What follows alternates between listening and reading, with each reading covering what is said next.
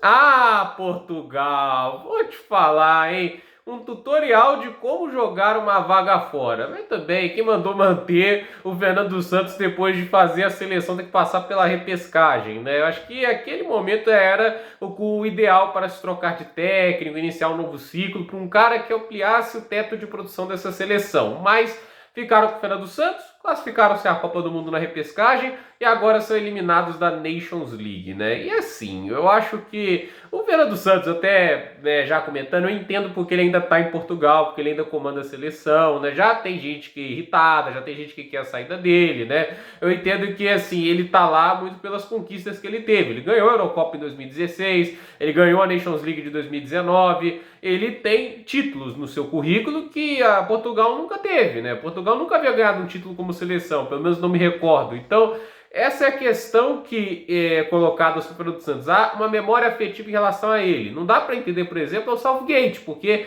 ele não ganhou nada, ele não fez nada para merecer se ficar mais tempo e ganhar renovação. Inclusive, ele deixa a Nations League sem uma vitória sequer com a seleção da Inglaterra, entende? O Southgate é um técnico pior, ao meu ver. Acho que o trabalho dele é pior, até porque a Inglaterra estava até o jogo contra a Alemanha sem marcar um gol de bola rolando, e isso para mim é depressivo, né? Com o time que tem, né? Só que assim, quem vive de passado é museu, como diz a Edna em Os Incríveis, e não dá para ficar sustentando algo que já não tá andando para frente. O 4-0 eu falei, foi alguma coisa mostrada. O negócio mostrou força a seleção de Portugal e mostrou que é capaz de machucar, assim, esse time é capaz de machucar os seus adversários. Mas tem sido muito esporádico essas atuações boas, né? Não está sendo uma coisa constante. E hoje contra a Espanha, né? Você sabe que é uma seleção bem treinada pelo Luiz Henrique, o cara ganhou a Champions League com o Barcelona, jogou lá a Liga, né? Ele tem um aproveitamento no Barcelona superior do Pep Guardiola, então não é pouca coisa o Luiz Henrique, mas a Espanha, mesmo com o Luiz Henrique, eles têm um elenco que não é um dos melhores, né? O que são os atacantes da Espanha? O jogo de hoje era o Morata, que começou com o titular e marcou o gol da classificação, para deixar tudo mais dolorido, né?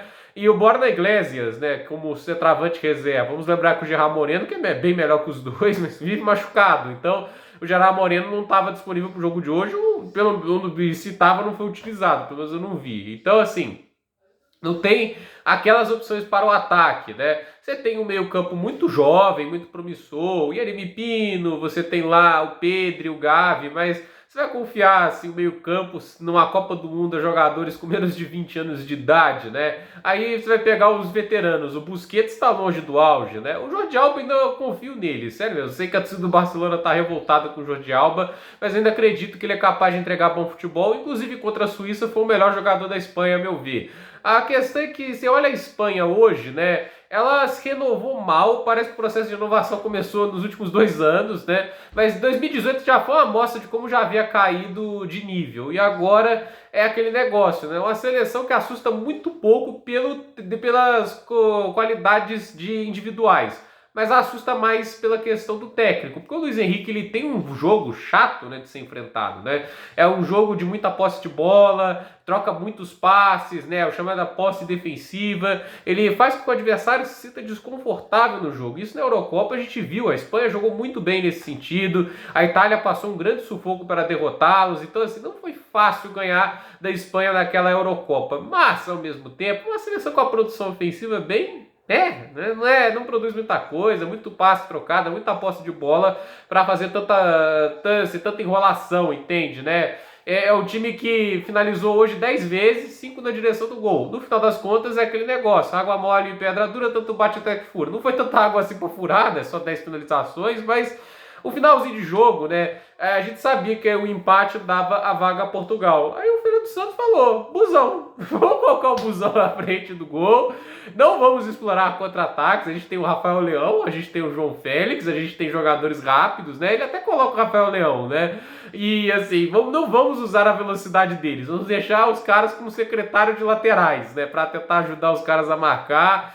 E ficou aquilo, né? O jogo da seleção de Portugal ficou xoxo, previsível, até que o momento a Espanha marcou o gol, aí o Fernando Santos tentou atacar de novo. Mas já era tarde, né? E há de se ressaltar como o Cristiano Ronaldo tá jogando mal, né? O Cristiano Ronaldo teve um começo de temporada assustador, né? Tudo bem, não vem jogando como titular a maior parte da temporada, mas 11 jogos e um gol já é um sinal muito claro de que a idade está alcançando, né? É impossível superar a idade, o tempo é implacável e parece que o Cristiano Ronaldo é um cara que superou o tempo por muito tempo, muita quantidade de anos, né? Superou essa regressão física, mas tem um momento que bate a porta a realidade, né? Ele não é mais o cara que vai produzir 69 gols. Talvez ele ainda se recupere no campeonato, né? Talvez ele ainda consiga marcar alguns gols ainda, mas já baixa um pouco minhas expectativas com o Cristiano Ronaldo, porque fisicamente ele mostra sinais negativos. Já na última temporada tinha alguns sinais um pouco negativos, embora ele ainda conseguisse fazer partidas muito boas,